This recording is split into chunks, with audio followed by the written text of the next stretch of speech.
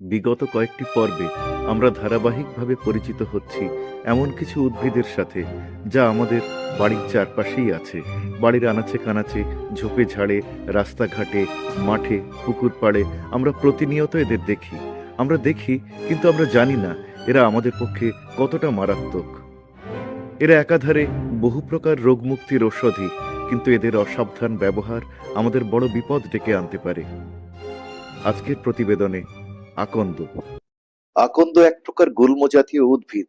উদ্ভিদবিদ্যায় এর দুটি প্রজাতি, ক্যালিট্রপিস জাইগ্যান্টিয়া ও ক্যালিট্রপিস প্রসেরা। আবার রঙেও আকন্দ দুই প্রকার, শ্বেত আকন্দ ও লাল বা বেগুনি আকন্দ। সমগ্র বাংলার আনাচে কানাচে, উন্মুক্ত জমিতে, পুকুর পাড়ে, রাস্তার পাশে, রেল লাইনের ধারে, শুকনো স্থানে আকন্দ জন্মায়। এছাড়া Indonesia, Malaysia, Philippines, Thailand, Sri Lanka, চীন, পাকিস্তান ও নেপালেও একে দেখতে পাওয়া যায়। আকন্দ 3 থেকে 4 মিটার বা 12 থেকে 13 ফুট পর্যন্ত লম্বা হয়। গাছের পাতা ও কাণ্ড থেকে এক প্রকার সাদা আঠা জাতীয় রস বা কষ বের হয়, যাকে ল্যাটেক্স বা তরুক্ষীর বলা হয়। ফল সবুজ, তার অগ্রভাগ দেখতে পাখির ঠোঁটের মতো। ফুল ফোটে ফাল্গুন ও চৈত্র মাসে। বীজ ধূসর বা কালচে ও লোমযুক্ত। পেকে গেলে বায়ুবাহিত হয়ে তা ছড়িয়ে পড়ে। দীর্ঘকাল সতেজ থাকে বলে আকন্দ ফুল থাইল্যান্ডে গৃহসজ্জায় ব্যবহার করা হয়। হাওয়াই দ্বীপপুঞ্জে একে আভিজাত্যের প্রতীক মানা হয়। কম্বোডিয়াতে অন্ত্যেষ্টিপাত্র সাজাতে এই ফুল ব্যবহার করা হয়। সংস্কৃত সাহিত্যে এই ফুল অর্কপুষ্প নামে বর্ণিত হয়েছে।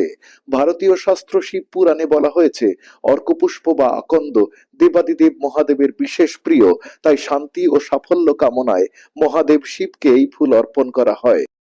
প্রাচীন ভারতীয় জ্যোতির্বিদ্যা অনুসারে নবগ্রহ শান্তিকারক উদ্ভিদের একটি হলো অর্ক বা আকন্দ। ইংরেজিতে এর নাম ক্রাউন ফ্লাওয়ার, হিন্দিতে বলা হয় মাদার, মহারাষ্ট্রে একে রুহি নামে ডাকা হয়। আকন্দ ভারতীয় সাহিত্য, সংস্কৃতি, চিকিৎসা, জ্যোতির্বিদ্যা সহ সামাজিক ও ধর্মীয় আচারের সাথে গভীরভাবে জড়িত। সুপ্রাচীন ভারতীয় চিকিৎসা শাস্ত্র আয়ুর্বেদে অর্কপুষ্প বা আকন্দের উল্লেখ পাওয়া যায়। আয়ুর্বেদে বায়ুনাশক, উদ্দীপক, পাচক, পাকস্থলীর ব্যাধি নিবারক, বিষনাশক ও ফোলা নিবারক হিসাবে এর ব্যবহার করার উল্লেখ আছে। এছাড়া প্লীহা, দাঁত, অর্শ, কৃমি ও শ্বাসকষ্টে আকন্দ বিশেষ উপকারী। ব্রণ, কোষ্ঠকাঠিন্য, বুকে কফ জমা, খোস পাঁচড়া ও একজিমায় আকন্দের পাতা, কাণ্ড ও মূলের ব্যবহার আছে। আকন্দের ফুল বহুমূত্রের চিকিৎসায় উপকারী বলা হয়। খোস পাঁচড়ায় আকন্দের আঠা 4 গুণ সরিষার তেলের সাথে গরম করে সেই তেল কাঁচা হলুদের সাথে মিশিয়ে লাগালে উপকার পাওয়া যায়। ঠান্ডায় বুকে সর্দি জমে গেলে প্রথমে বুকে পুরাতন ঘি লাগাতে হয়, তারপর আকন্দ পাতা গরম করে সেঁক দিলে আরাম পাওয়া যায়। খেলতে গিয়ে বা পড়ে গিয়ে মচকা লাগলে আকন্দ পাতা গরম করে সেঁক দিলে ব্যথা নিরাময় হয়। বিষাক্ত কীট যেমন বিছা, কাঠপিঁপড়ে ইত্যাদি কামড়ালে আকন্দ পাতার রস লাগালে বিষ কেটে যায়।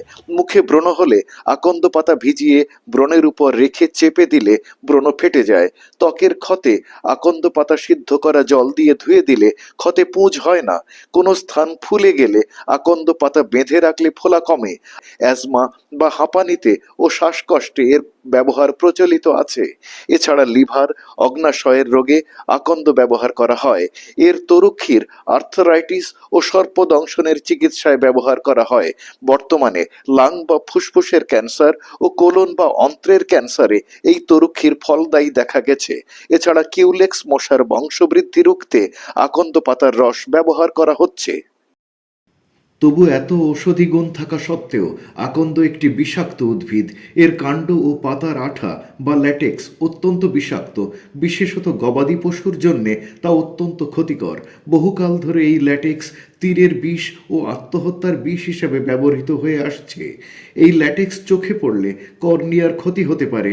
সঠিক চিকিৎসা না হলে ক্যারেটোকনজাংটিভাইটিস হতে পারে, যার ফলে তীব্র চুলকানি, জ্বালা, লালভাব, চোখ খুলতে অসুবিধা হতে পারে, আর শেষ পর্যন্ত দৃষ্টিশক্তি হারাতে হতেও পারে। ত্বক বা চামড়াতে এই পদার্থ লাগলে চামড়া লাল হয়ে যেতে পারে ও সেখানে ঘা হতে পারে।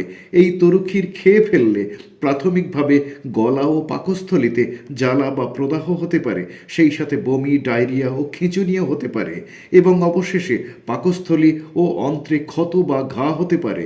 6 থেকে 10 ঘন্টার মধ্যে পাকস্থলী পরিষ্কার করা সহ প্রয়োজনীয় চিকিৎসা না করালে মৃত্যু পর্যন্ত হতে পারে। দেব ভাষা সংস্কৃতে লেখা সনাতন হিন্দু ধর্মগ্রন্থ মহাভারতের আদি পর্বের পৌষ্য অধ্যায়ে ঋষি আয়োদ্যম্য ও উপমন্যুরূপাখ্যানে এর বিষক্রিয়ার উল্লেখ পাওয়া যায়। সেখানে দেখা যায় অর্কপুষ্প বা আকন্দের পাতা খেয়ে ঋষি আয়োদ্যম্যের শিষ্য উপমন্য অন্ধ হয়ে গিয়েছিল। তাই এই উদ্ভিদের ফুল ও পাতা সংগ্রহের সময় বা ঝোপ কেটে পরিষ্কার করার সময় যথেষ্ট সতর্ক থাকা প্রয়োজন। বিশেষত ছোট ছেলে মেয়েরা খেলার ছলে এর ফুল ও পাতা তুলতে গেলে অযাচিত বিপদ ঘটে যেতে পারে। তাই তাদেরকে এর বিষাক্ততা সম্পর্কে সচেতন করতে হবে এবং এর থেকে দূরে থাকতে বলতে হবে। সর্বোপরি আকন্দ, ধুতরা বা ইউক্যালিপটাস নয়, যে কোনো প্রকার বিষাক্ত উদ্ভিদ সম্পর্কে সচেতনতা ও সতর্কতাই আমাদের অনাকাঙ্ক্ষিত বিপদ থেকে বাঁচাতে পারে।